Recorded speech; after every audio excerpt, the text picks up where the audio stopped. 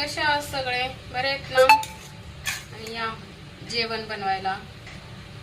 जेवण बनवते आणि किती गरम होतंय, अतिशय गरम होतंय. एवढी गरमी आहे ना की हिशोबाच्या बाहेर.